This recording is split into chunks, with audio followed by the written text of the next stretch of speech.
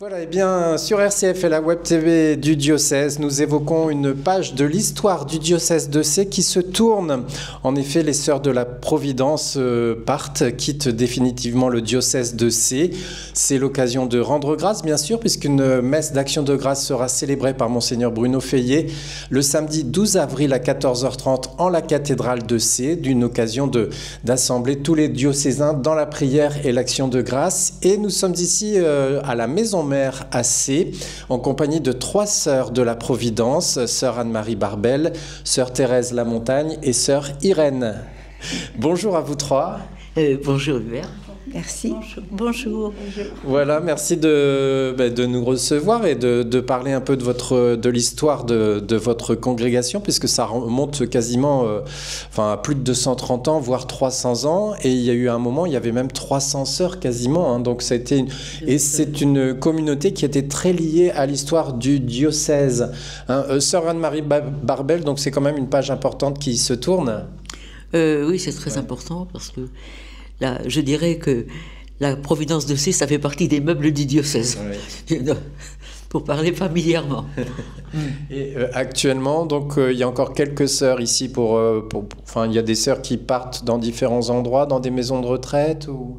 Oui, il y a des sœurs qui ont quitté et qui sont à la maison de retraite de la Miséricorde, qui restent sur Sées, pratiquement, mais qui sont à la maison de retraite là-bas. Voilà. Alors, on vous connaît sous le nom de Sœurs de la Providence de Sées, mais depuis quelques années, vous êtes affiliée aux Sœurs de la Providence de Ruillé dans la Sarthe. Sœur Irène, pour vous, c'est quand même une page, ça doit être quand même difficile de voir qu'une page de l'histoire se tourne. Oui, c'est difficile, mais en même temps, je le vis avec une certaine joie intérieure, parce que je me dis, l'histoire de la Providence, c'est quand même une belle histoire, parce qu'elle est de longue date, et j'y ai vécu beaucoup de bonheur. Ouais.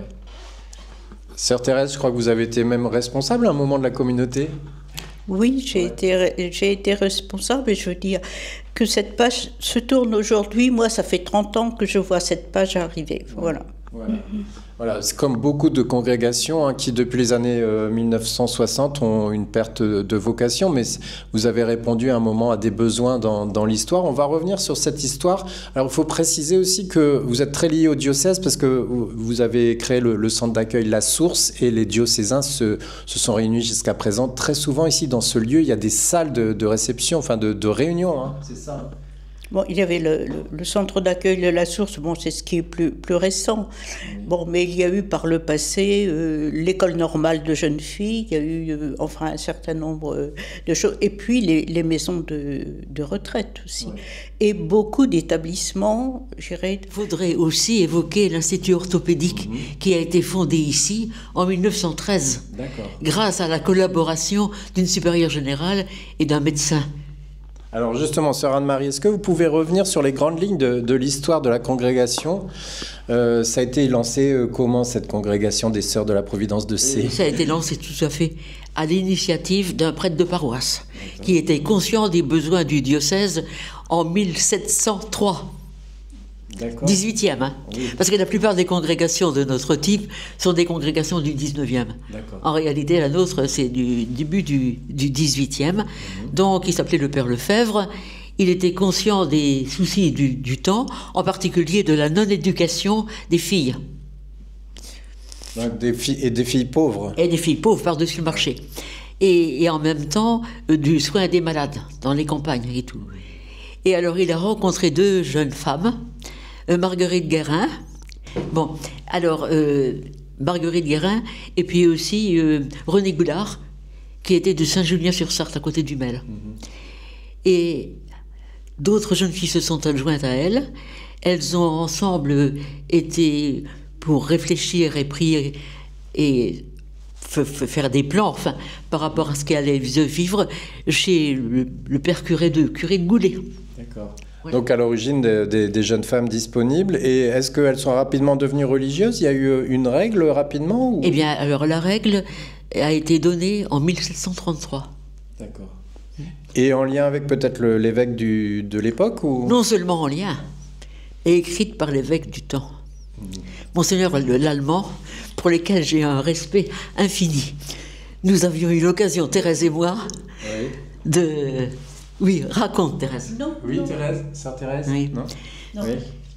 Bon, les premières constitutions 1733, mais le premier acte qui les lie entre elles.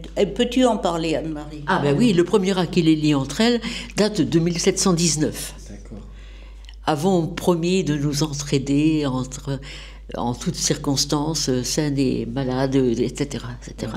C'est un... Donc à l'origine, c'était l'éducation des filles pauvres. C'est ça le Absolument. premier charisme. Le soin des malades pauvres aussi. Et déjà le soin des malades. Surtout dans les campagnes. Oui, Dans oui. les campagnes surtout. Oui, oui, oui, oui. Oui. Ensuite, il y a eu un essor rapide ou enfin qu'est-ce qui a expliqué un peu cet essor? L'essor a été sinon très rapide, du moins continu pendant tout un temps. Il y a eu l'épreuve de la Révolution. Hein. Alors, là, exactement. Il y a eu toute.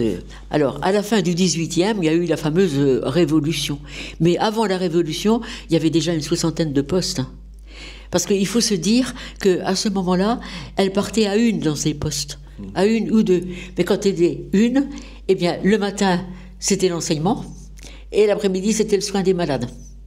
Mais alors, elles se visitaient entre elles, c'était pas très loin, pas très éloigné, et c'est assez Il extraordinaire. fallait quand même un certain courage pour Oui. partir seule.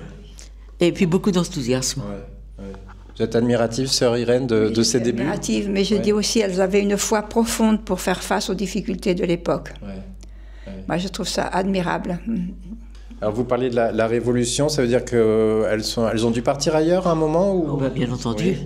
Et il y en a même une qui a été sur le point de partir à l'échafaud. Alors on raconte une histoire assez terrible.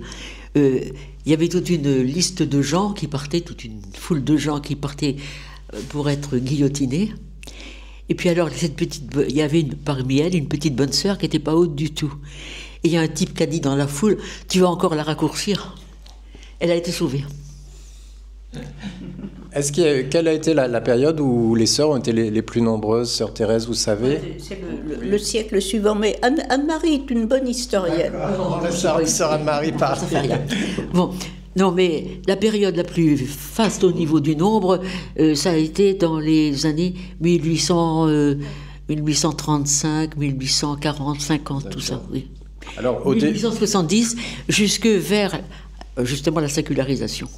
La séparation de l'Église et de l'État, alors là, ça a été une ponction épouvantable. Oui. Sinon, la maison mère était toujours assez, mais donc il y avait des maisons dans le diocèse, peut-être même plus loin. Beaucoup. Je dirais que même quelqu'un a fait une thèse sur la providence de C, éducatrice et hospitalière, et il dit qu'on parlait de la providence de C comme étant la congrégation au centre école. Au centre école. Et effectivement, il y avait 100 écoles. Alors, aussi bien dans le diocèse de C, je dirais que le diocèse de C, à un moment donné, il y a eu des cartes qui ont été faites dans ce sens-là, était criblé de petites implantations. C'était assez extraordinaire. Et oui. Il y a eu le diocèse de C, mais le Calvados aussi. Enfin, alors, le Calvados, un peu la Manche aussi. Hein. Le Calvados, c'est la Manche. Oui. Oui. Et donc, à un moment, il y a eu combien de sœurs, enfin, au maximum c'était... 350. Ah oui, plus de 300 sœurs. Plus de 300 sœurs à ce moment-là. Et c'était toujours l'éducation des filles pauvres ou c'était plus le côté soignant? Ah, c'était davantage l'enseignement. L'enseignement. Oui, oui. Alors, les sœurs étaient dans des hospices aussi, et puis des sœurs soignantes à domicile, enfin, etc. C'était, oui.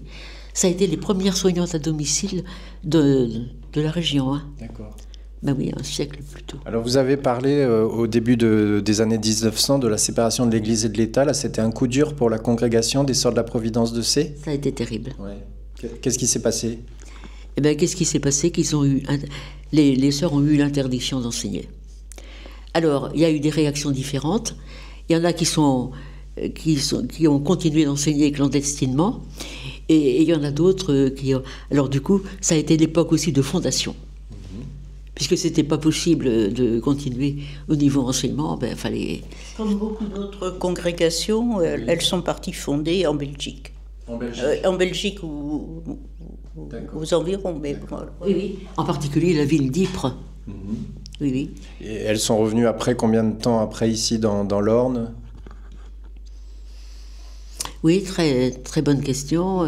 Avant la Première Guerre ou... Après la... Oui. C'est la Première Guerre qui a détruit complètement la clinique d'Ypres. D'accord. Ah oui. D'accord. Et ça a été assez impressionnant, oui. Et donc peut-être c'est à partir de toutes ces années-là ensuite qu'elle se tourne davantage vers le soin des malades, non ou... Alors, il y a eu... on s'est tourné effectivement vers le soin des malades, mais il y a eu des écoles qui ont été refondées. Hein, Ah oui. Et les sœurs sont revenues. Ah oui. D'accord. Alors là, je lis dans l'historique qui a été fait sur la paroisse ici que c'est dans les années 1950 où la communauté compte 55 infirmières avec leur diplôme d'État. Ah oui, d'accord. Ouais. Donc là, c'était plus l'aspect infirmière, c'est ça? Infirmière. Mais les fonctions vont se multiplier. Et en particulier après, au moment du synode. Pas du synode, excusez-moi, du fameux concile. Du concile de Vatican II. Le concile Vatican II, qui n'a pas fini de délivrer ses secrets, parce que je crois qu'il n'a pas été vécu comment il aurait dû être. Mais ça a été aussi la période où les professions, enfin les aides se sont multipliées dans différents domaines. Se sont variées. Voilà. Et en même temps, à partir des années 1960, c'est petit à petit l'amenuisement des vocations, comme dans beaucoup de congrégations. Alors comment vous avez fait face? Parce qu'il y a eu des regroupements de congrégations, on a même parlé de chemin d'Emmaüs. Est-ce que vous pouvez nous dire un mot là-dessus? Non, le chemin d'Emmaüs, alors c'est arrivé il y a 25 ans, grosso modo. C'est ça. Mais c'était la recherche d'un regroupement de congrégations pour s'entraider entre nous. D'accord. Et le passage sous la tutelle de la congrégation des Sœurs de Rouillé-sur-Loire, là c'est beaucoup plus récent, c'est 2015, c'est ça Oui. Oui, c'est 2015. Voilà. Et donc là, donc ces dernières années, je suppose que vous avez réfléchi que devient la communauté ici sur C, que deviennent les sœurs. Je corrigerai un mot, que c'est pas passage sous la tutelle. Oui. Alors, vous dites les sœurs, donc c'est vraiment se rassembler. Ça. Elles nous ont acceptés parce qu'il fallait nous aider, mais c'est pas passé sous leur tutelle. C'est ça. En fait, vous êtes devenue sœur de la Providence de Rouillé-sur-Loire. Voilà. Le mot Providence est resté, c'est important pour nous. Ça. Est-ce que rapidement, chacune, vous pouvez nous dire quelles sont les grandes missions que vous avez eues dans votre vie de religieuse? Est-ce que vous êtes toutes les trois restées sur C? Alors, on a déjà fait une interview avec sœur Irène à Argentan, mais en quelques mots, vous pouvez nous parler chacune de votre histoire personnelle? Sœur Irène. Pour moi, c'est difficile parce que je vous ai déjà rencontré. Et les grandes étapes de votre vie? J'ai été envoyée au départ par la congrégation pour faire mes études d'infirmière, parce que lorsque je suis entrée, j'étais trop jeune. J'ai fait mes études d'infirmière. Ensuite, j'ai été envoyée près des enfants malades. Et ensuite, à l'hôpital d'Argentan. Et le diocèse de C m'a demandé à une époque de prendre la responsabilité de l'aumônerie de l'hôpital à la suite de l'abbé Meunier. Et puis actuellement, je suis sur la paroisse d'Argentan. C'est ça. Saint-Christine ou d'autres. Donc ça fait combien d'années que vous êtes sur Argentan environ? 50 ans. 50 ans, voilà. Je suis arrivée sur Argentan le 1er mars 1974. D'accord. Et quand vous êtes devenue religieuse, vous aviez quel âge? Quand je suis entrée à la Providence, j'avais 17 ans. Ouais, donc jeune, hein. Sœur Thérèse, votre histoire à vous? Moi, j'ai d'abord été enseignante. Seulement 3 ans. Comme j'avais satisfait aux épreuves du moment, j'étais à Caen. On a rassemblé deux collèges à ce moment-là. La plus jeune, je me suis retrouvée sans poste. Et là, on m'a demandé de reprendre d'autres études. Et puis, voilà. Et donc, à un moment, vous avez été supérieure ici à C? J'ai un mandat, oui. D'accord. Oui. Et vous, sœur Anne-Marie, en quelques mots? En quelques mots, d'abord l'enseignement. Oui. Pendant 15 ans, des études et puis l'enseignement. Et puis alors, après ça, après une formation ad hoc, J'ai travaillé au plan diocésain et à la formation. Et aussi, j'ai eu l'occasion de faire pas mal d'animations au niveau des congrégations dans différents lieux. Ouais. Et d'autre part, j'ai été responsable en second. D'accord. Voilà. La formation, notamment la formation biblique. Hein, voilà. Ben, vous m'aviez interrogé là-dessus. Vous avez interviewé là-dessus. Très importante. Voilà. Alors, il y a beaucoup de gens qui se posent la question, mais que va devenir cette grande maison mère ici à Sées? Mais je suppose que c'est trop tôt pour le dire. Vous ne savez pas encore ce que ça va devenir. Est-ce que les diocésains pourront encore se réunir à la source? Ça, on ne sait pas encore. Non, tout ça.